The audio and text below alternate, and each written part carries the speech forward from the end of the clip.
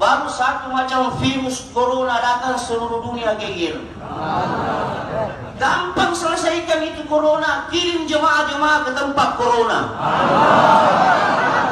Virus corona takut sama jemaah, bukan jemaah takut sama virus. Jemaah hanya takut kepada Allah Subhanahu wa taala. Jemaah tidak takut dengan corona.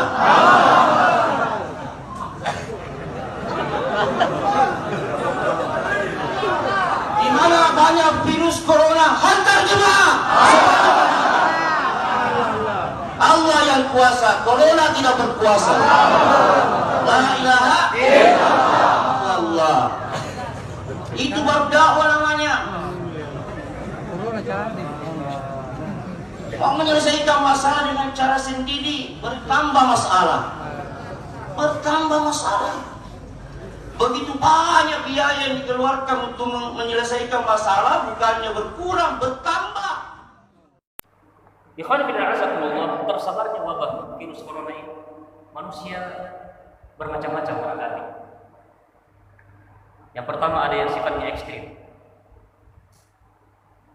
sangat takut, khususnya mereka-mereka yang tidak mengenal Allah Subhanahu wa taala, yang mereka menganggap bahwa kehidupan dunia inilah selamanya, inilah kebahagiaan yang sebenarnya. Ada kelompok yang kedua, yang dia ini justru bergampangan. Di mana ada virus corona, antar jamaah ke situ. Antum mungkin sudah mendengar viral di media sosial, seorang jamaah tabligh berceramah dengan sombongnya, dia mengatakan, kenapa kita takut kepada corona? Kita hanya takut kepada Allah. Corona itu takut sama jamaah. Di mana ada virus corona, hantam jamaah. Nah, ucapan kesombongan. Nah,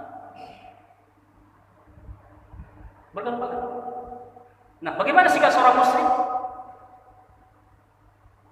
Tentunya sikap seorang muslim yang beriman kepada Allah Subhanahu wa taala dan Rasulnya itu pertengahan. Kita pertengahan, dalam keadaan takut namun tidak berlebihan, kemudian juga tidak bergampangan, mengambil sebab-sebab keselamatan. Terkait tentang sikap seorang muslim terhadap virus corona, yang pertama,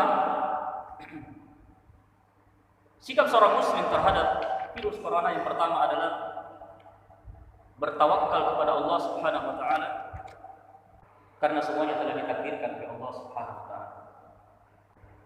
Kita meyakini bahwa segala sesuatu telah ditakdirkan oleh Allah Subhanahu wa taala. Apakah itu kebaikan atau kejelekan? Apakah itu kesehatan atau penyakit? Semuanya telah ditakdirkan oleh Allah Subhanahu wa taala. Oleh karena itu Allah Subhanahu wa taala berfirman, "Ma asaba min musibatin illa bi idznillah. Wa may yu'min billahi yahdi qalbah." Tidak ada satu musibah pun melainkan atas izin Allah Subhanahu wa taala. Melainkan atas izin Allah. Wa may yu'min billahi yahdi qalbah. Barang siapa yang beriman kepada Allah, maka Allah akan memberikan hidayah kepada hatinya. Di dalam ayat yang lain Allah Subhanahu wa taala berfirman, "Kullu yusibana illa ma kataballahu lana."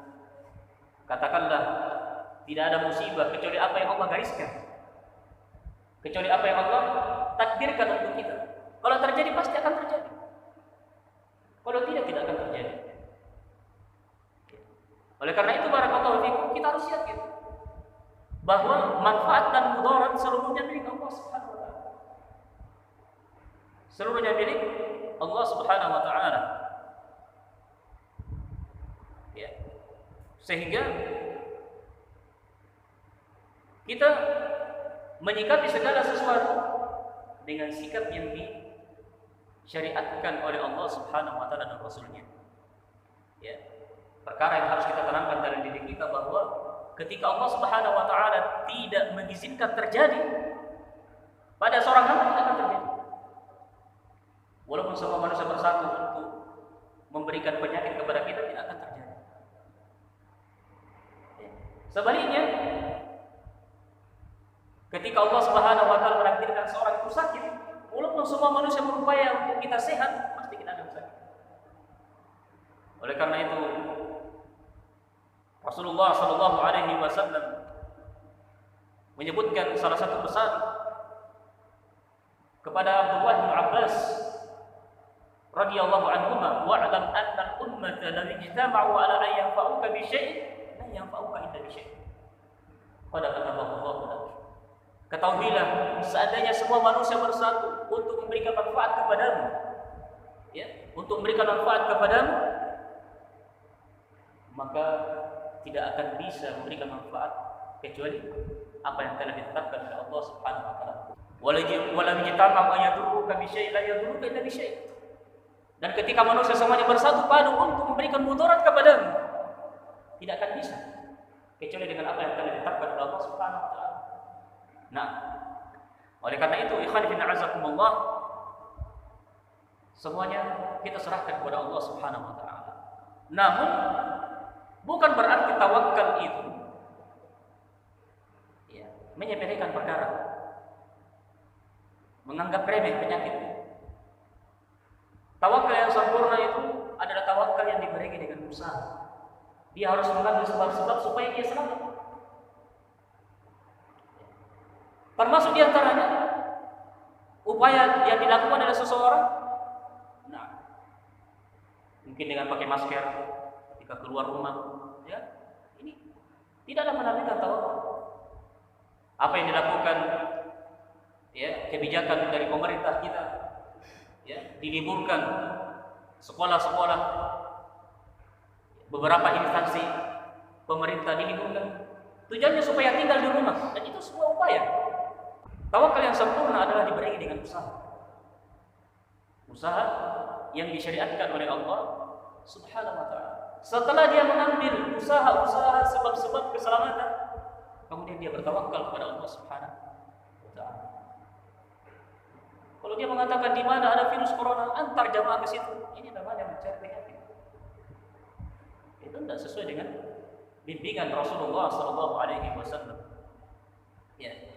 Tidak sesuai dengan bimbingan Rasulullah sallallahu alaihi wasallam. Di antara upaya juga yang dilakukan misalnya, ya, jangan kontak fisik, berjauhan. Ini semua upaya-upaya. Jadi apa yang disebutkan oleh sebagian kedokteran, ya, nah, dari upaya-upaya untuk mengambil sebab-sebab supaya tidak terjangkit virus tersebut, ini tidaklah menafikan tawakal. Tidaklah menafikan tawakal kepada Allah Subhanahu wa taala. Nah, bahkan tawakal yang sempurna itu diberikan dengan usaha.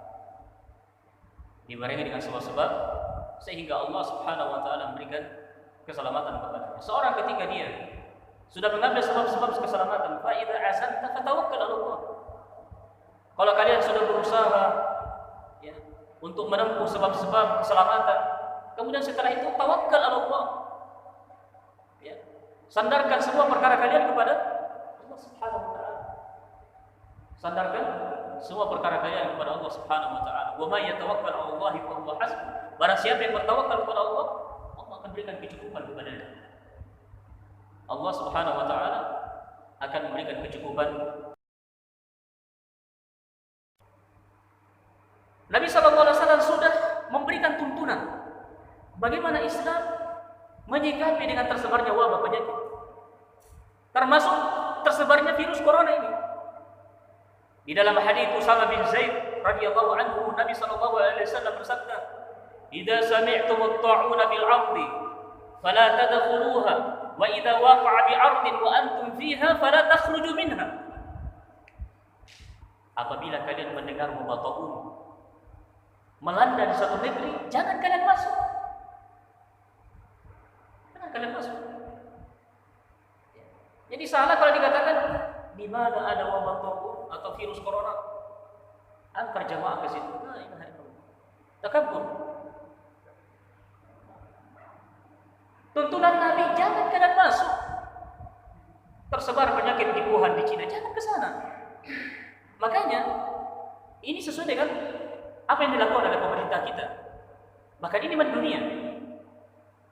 Banyak hal-hal yang tidak kita ketahui, itu diketahui oleh pemerintah.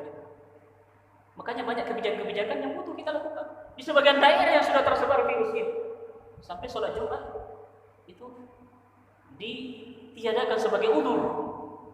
Sebagian ulama dari Hayat Kibarul Ulama menyebutkan, dan ini bukan kali ini terjadi. Di zaman-zaman dahulu Masjidil Haram biasa ditutup, termasuk karena wabah tabu. Ketika tersebar wabah diisolasi, tidak diperbolehkan seorang masuk. Orang di luar jangan masuk. Ya. Wa antum wa idza waqa'a bi ardin wa antum fiha fala takhruju fiha. Wala takhruju minha. Namun apabila wabah ini terjadi di negeri kalian, jangan kalian keluar. Sabar. Sabar di dalamnya. Kalaupun engkau terkena dari wabah tersebut, bersabar di atas keimanan, itu dianggap sebagai mati syahid. Apa hikmahnya kenapa dilarang keluar? Kalau Anda keluar berarti itu akan menyebar kepada orang lain, justru semakin memperbanyak wabah, memperluas terkenanya penyakit tersebut kepada orang lain. Maka hikmahnya jangan keluar, diisolasi. Ada orang terkena langsung dimasukkan ke rumah sakit, isolasi. Nah, dan itu semua tuntunan Rasulullah Sallallahu Alaihi Wasallam. Salah satu tujuannya adalah apa? Supaya terhindar dari penyakit. Jadi ini tidak menafikan tawakal. Ucapannya mengatakan kita tidak boleh takut kepada corona, kita hanya takut kepada Allah. Itu ucapan benar. Namun bukan berarti kita menyepelekan. Kan gitu. Bukan berarti kita menyepelekan. Kita diperintahkan untuk apa? Tadawa. Diperintahkan untuk berobat, menghindar dari penyakit. Salah satunya ini, Nabi mengatakan jangan kalian masuk supaya kalian tidak sakit. Ya kan? Supaya kalian tidak terjatuh ke dalam penyakit.